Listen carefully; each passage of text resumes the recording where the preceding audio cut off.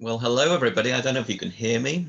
My name's Stuart Mitchell. I am the managing director of a company called Catch the Mice, based in the UK in the gorgeous Manchester. That is Manchester. Beautiful weather at the moment. We had snow yesterday. So I hope wherever you are from Portugal, nice to see you. A few people from nice warmer climes, but I think you've had snow in Portugal as well, Bruno. So yes, well, it's an absolute pleasure to be here today and support Stas and the team on this new platform. And I wanted to give you a bit of an overview about me and my company and what we do and how we may be able to help. So can you all hear me all right? Can everyone just put a little tick in the box and say, yes, you can hear me okay?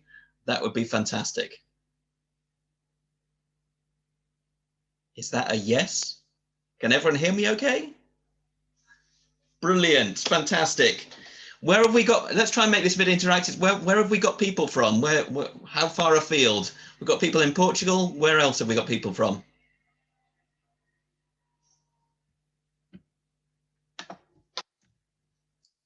From Essex. Essex, you're in the lockdown situation as well. Good to see you. Well, I hope everyone's staying fit and well. I will start just down the road. You're absolutely right. Washington. Well, welcome, Washington. Anyone else from the US? I won't go into politics, don't worry. Okay, I'm going to give you a little start.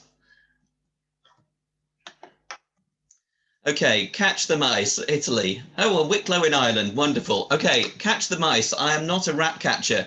I work in the meetings, incentive, conference and events industry, and like you, have been absolutely devastated by the pandemic this year. It's been horrendous, or last year it was horrendous, and we're kind of trying to all sort of re-find ourselves and reevaluate where we are. So this year, this presentation is a little bit about me. It's a little bit about what the industry I suggest you should do as an events professional, and what we can try and do to get around this horrendous year we had last year. So I can't even coin this quote and become a dolphin and not a dinosaur, because when I was in my 20s, there was a wonderful, very intelligent guy called Michael Jones, who was the managing director of a company I used to work for. And it was his phrase, I've got to say. So go back 25 years back, and it was his phrase. And he said, Stuart, never be a dolphin, always, never be a dinosaur, always be a dolphin. I want to give you a little story. So is this year, 2021, all about survival, like it was last year? Let's face it, it's taken us a long time to get to where we've been in our careers at this stage. It's building a business is difficult. Evolving a business and growing a business is difficult, and getting to a position where we were all happy towards the end of 2019 and going into 2020, suddenly 2020 hit and this storm blew up, this pandemic blew up and kind of threw all of us into absolute mayhem. The events industry was devastated. My business was devastated. I was actually in Berlin at the time when we were told everyone had to head back to the UK into a lockdown situation. And it was a horrendous situation. My background is I've been in representing hotels and working with privately owned hotels and resorts pretty much all my life. I will give you a little bit of a story, really, a story of evolution. So this is not really a history lesson as such, but it's a story about evolution. So this little fella, this is me. This is me when I was at university. I was 18 years old. I was at university and having a great time. Well, actually, that's more like me, drinking like a fish at university. And while I was at university, I studied a degree in electronic engineering, and all my friends were the clever boffins. I was not clever enough to do an electronics degree. And didn't like it, or the maths was dreadful. It wasn't really my bag. And what I wanted to do is I wanted to go out and have fun, play hockey, be a DJ at the radio station, drink in the student union. And all my friends were earning lots of money who were on the hotel and catering course. And these were guys that were earning money at the likes of the football, the rugby, the Wimbledon tennis, whenever there was a tennis championship. And my mate said, Stuart, you should come along to this and say that you're on the hotel and catering course rather than an electronic engineer. And you can blag and earn a little bit of cash. So that's what I did. So for 3 years, I worked at the Royal Albert Hall in London, Wembley Stadium in London, the Oval Cricket Ground, and got myself pretty much close to the events industry or the hospitality industry. When I graduated, I came out with a measly little third in my degree, but I managed to meet the right person at the right time. And within 2 years, I was general manager at the Oval Cricket Ground. Now, those of you that don't know cricket, because you're around the world, it's the sporting event in Britain. It's one of our pastimes where we used to spend 4 days playing and then never get a result at it. But I lived in the cricket ground at the Oval and thoroughly enjoyed it. Looked after all the hospitality, looked after all the catering, the public catering, and also supported Wembley Stadium and some of the other events. My girlfriend at the time, she was doing her PhD and she moved to Leicester. So I moved to a small little place called De Montfort Hall in Leicester, which is about a 2,000-seater auditorium. And then I was headhunted to move to Manchester, the great city of Manchester where I currently live. And I was running the exhibition centre in Manchester. So that took me up through my 20s. I then realised that all my friends had got married and divorced, and I was heading to a point in my career where I needed to go hunting for something different. And I was actually headhunted to be ops director for another exhibition centre in Harrogate in the north of England. And I accepted the position, but my boss at the time said, Stuart, you're daft. We don't want to lose you. We'll move you into slightly more, a different division, and we'll move you into school dinners. Now, school dinners at the time wasn't very sexy. It still isn't very sexy, but that's what I did in my 30s. I started in school meals. I was a contract director. And the long and the short of it is, by the time I was at the end of my 30s, I was National Operations Director for Compass Group, which is FTSE 100, big company. I was a big dinner lady. I looked after the best part of 700 schools and a turnover of about 70 million. And it was a big operation. And then came another storm. This storm came in the shape of Mr. Jamie Oliver. Does everyone know Jamie Oliver? Has he gone across the world? Please give me a yes, no, if anyone knows Jamie Oliver. Well, Jamie Oliver and I clashed swords on national television in his National School Meals campaign. And I was on the board. Yes, me too. I've got several of his books. Albeit he's not the best friend of mine. So we clashed publicly on national TV, and I was Mr. Turkey Twizzler. I was one of the biggest contract caterers, or we were one of the biggest contract caterers, and yeah, we had a bit of a battle on national television. I have to say, Jamie Oliver had a lot of friends. He was well in with the Prime Minister at the time and all over social media, and he had a great PR team. And I have to say, he won the battle. Compass Group, the company I worked for, lost a few contracts. In fact, I was looking after several of those contracts, and we lost best part of 30 million turnover because of Mr. Jamie Oliver. And I spoke to my boss at the time and I said, you're going to have to restructure, aren't you? And sure enough, he did. And I took redundancy. So I was back to Neanderthal man, starting my career again. Didn't want to go into school meals because I'd been publicly flogged on national television. So I changed my career and I evolved because of that storm. And I moved into using my skills that I'd learned through my 20s and my 30s. I took a lot of those skills, or my corporate contacts, my hospitality contacts, and I became a freelance sales director for a number of privately owned hotels, and I promoted them to the corporate world because I knew all the corporate boxes. I knew all the corporate players in the hospitality sector, but I didn't know this wonderful world of agency bookers, that third-party booking engine, which was vital to a lot of hotels. And so I teamed up with my then girlfriend. She was the old sales director from Turnberry, or the old now Trump Turnberry in Scotland. And we set up this representation company all through my 30s. So I was the commercial director of that company. We grew from literally 1 to about 25 people. We were one of the biggest agencies, representation agencies up until about 4 or 5 years ago. And I split up with my partner. So I set up on my own a company called Catch the Mice, doing the same sort of thing while my partner carried on doing PR, and the two of us now work together, but in different companies, which is a far better situation. So then came along 2020 in the shape of COVID, and I have to say it completely scuppered my plans again. So what did I do? What did I do? I started drinking again. Like I learned what I did back at university.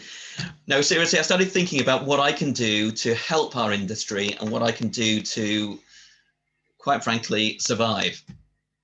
And that's where we are.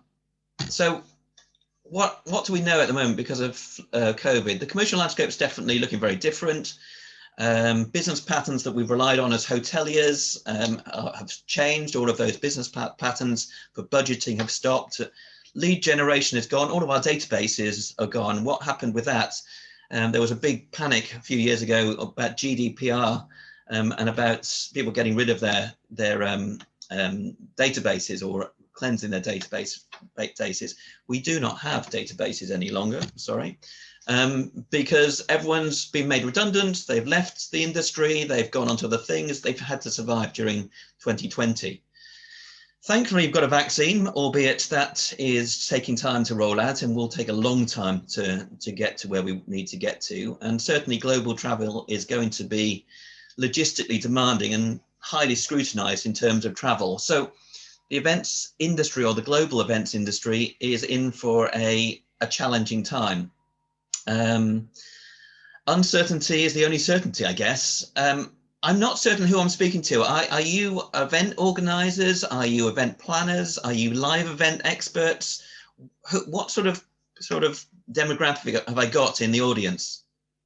Can anyone give me any ideas? Are you all virtual? You're exhibition organizers? Exhibition organizers, challenging, hence this platform is brilliant. Event organizer, Olga, have you pivoted to virtual, or are you still struggling with these kind of smaller events which kind of are on one day and then kind of stop the next? It's interesting to see how other people have pivoted. Certainly what I've done is I have adapted into the virtual world. Samuel, I completely empathize with that one. I'm working with virtual platforms, and I'm speaking with event organizers all over the world to try and give them some direction on really the right platforms to use, really. And I'm using these platforms also to promote, albeit in a very soft way, a portfolio of hotels that I've worked with for years to what's left of the live events industry. Now, I think the thing for me is I don't want to sell to live event organizers who are struggling to survive themselves, because quite frankly, the live events industry, as much as I'd love it to come back next week, realistically probably won't be back until 2022. So I'm trying to get to a middle ground area to utilize the virtual landscape to help event organizers and also help hoteliers who are struggling to kind of get through this mayhem of disaster that we're all in. Who's moved out of the industry completely? Has anyone moved out of the industry completely? Please drop me a note if anyone's moved out. Or are you all still within the event sector and trying to get back into it?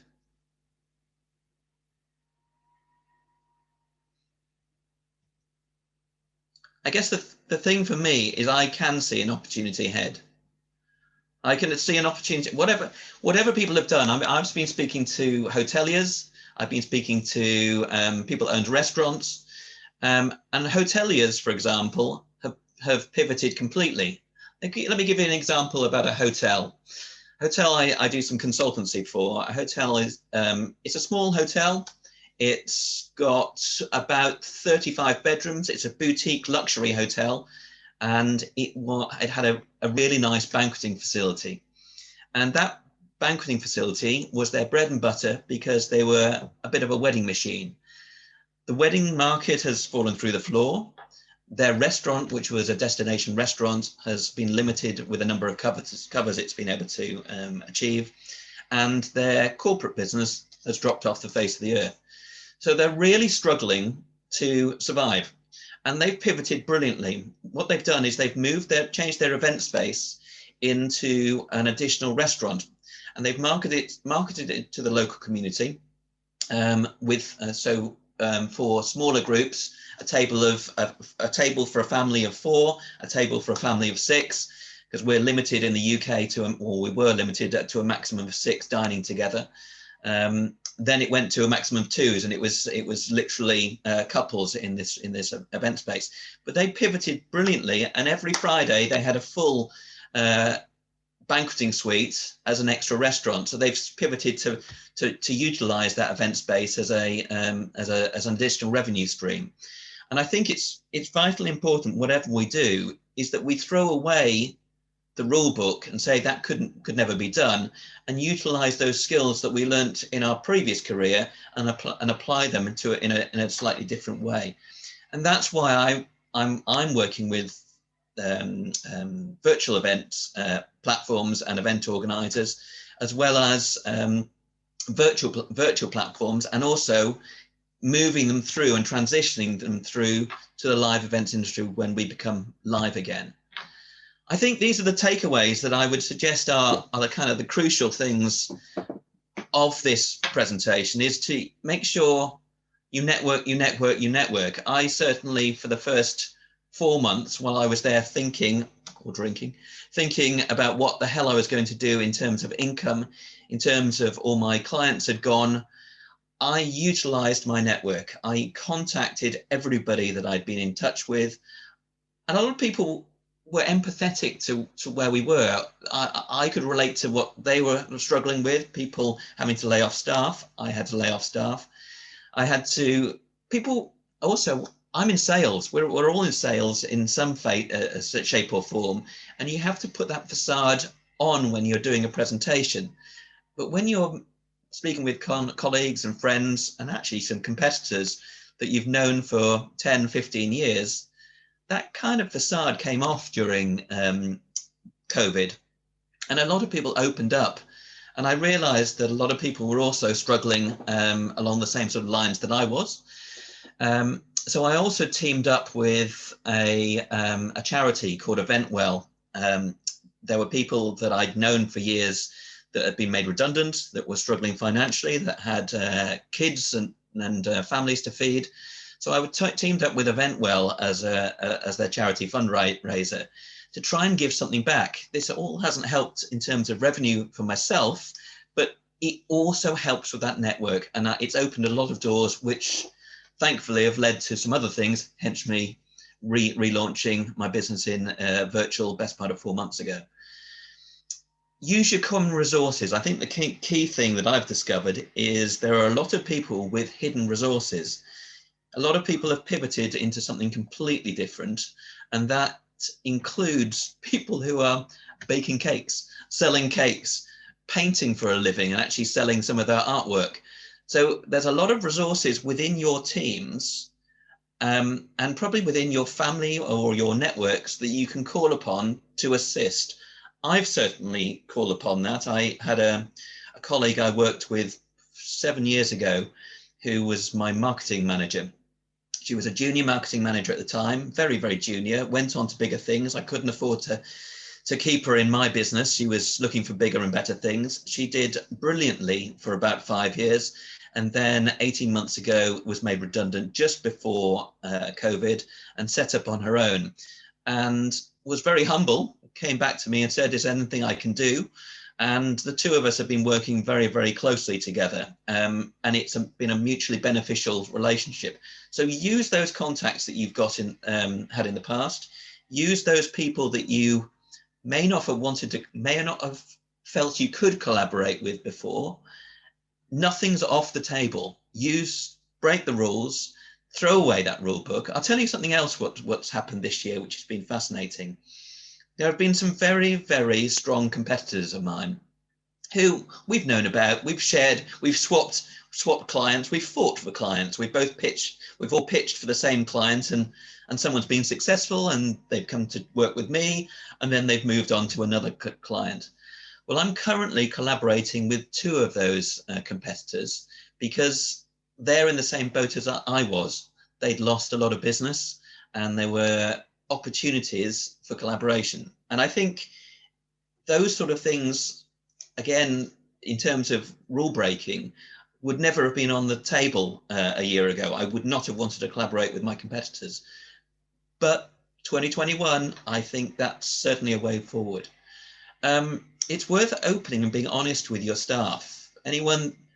How many of you employ staff, or are you employed by people, or do you employ people? Is anyone a business owner?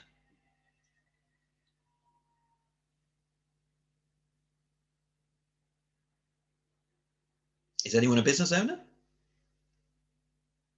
No? No, okay.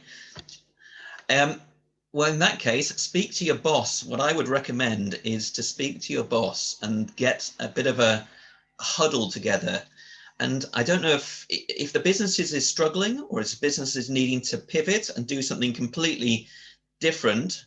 Mark, get out and go and meet some people in the bar, or do something on a networking basis. I was on my own for about 6 months this year, and that's really hard being on your own, because you don't have anyone to bounce ideas off. I was using virtual networks. Thankfully, I tapped into a lot of virtual networking, and it got to a point where I was attending about 2 to 3 networking. Yes, got your mark. These sort of things to do network, and it was really useful for me. I then got a core of people together, a bit of a tribe together, who we were going to these sort of virtual events on a regular basis, and we had an open, honest conversation of what skills we've got and how we could collaborate and work together to open some doors. The other thing which I would think as a business owner is to share successes. And actually, I think it's worth doing it on your social media. However big or small your success is, share it with people. I don't want you all to become kind of big-headed and boasters. This is what I've done. It's not about an ego trip, but I think it is about, there needs to be some good news out there. There's not a lot of good news out there. And if you get a bit of an opportunity to shout about something that's been successful, however small, shout about it and tell your team how much it means to them. Because I remember when I laid some staff off about 10 years ago, I had to lay off about 25 staff, and it was really hard. It was a really difficult thing for me because you get very personal with it. But I told everyone the situation. We were all very honest with each other. We all came back up with some solutions, and I actually managed to save 10 positions as a result of an initiative that came out of collaborating with my team. And I think that's important. That's my personal view. I think it's really important that you share stuff. The other thing is to do things differently and be absolutely fearless. So those are kind of my key takeouts from it. And I just want to hear what anyone else has done as a pivot, or things they've learned from their experiences that they can apply in this throw away the rule book sort of scenario. I certainly don't want to become extinct. That's one thing that's certain. If I hadn't have changed best part of 4 months ago, I certainly would have become extinct. I can see an opportunity ahead for a lot of people. And I think it's about trying to dive into this year with something completely different and evolve your business accordingly. So let's make 2021, I guess, a year of the dolphin, not the dinosaur. As you know, with these presentations, it's difficult to get feedback on a without any audio. So I just want to get some feedback from you. Is there anything that anyone has done that has changed this year? Any aspirations for 2021 that they're going to take and want to share with the audience?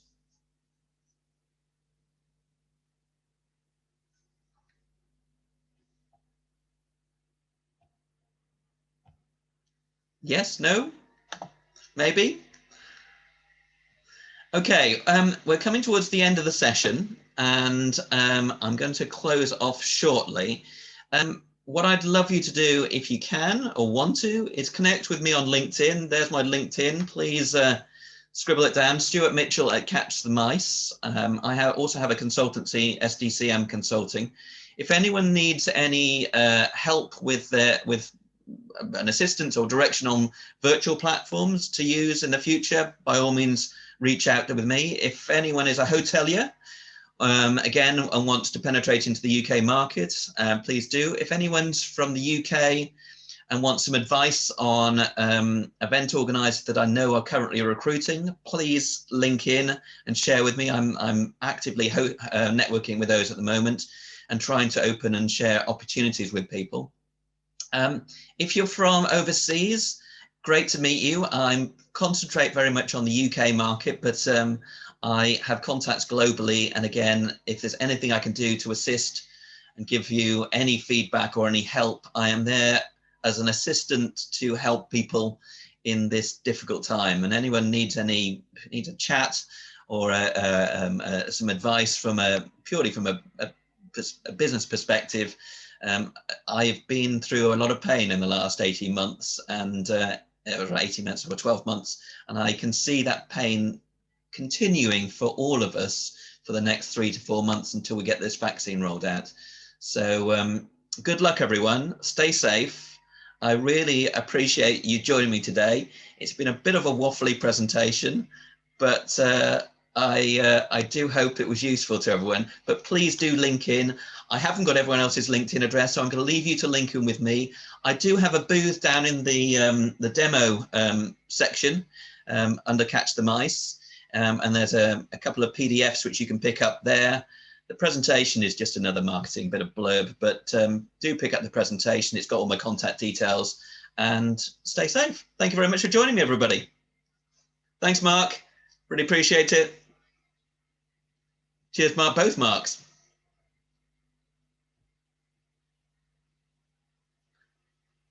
Actually, while we've got a couple of minutes left, does anyone want to come on stage and share any ideas they've got with the audience about how to pivot in 2021, how to make yourself a dolphin? If anyone wants to come on stage, we've got 2 or 3 minutes left. I don't blame you if you don't want to come on stage.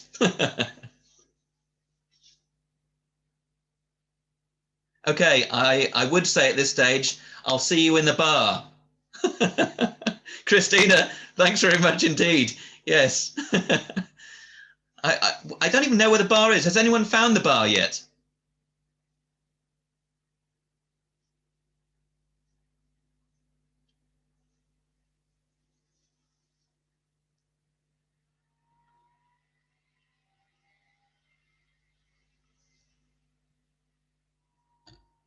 I'll see you later. Take care, everybody.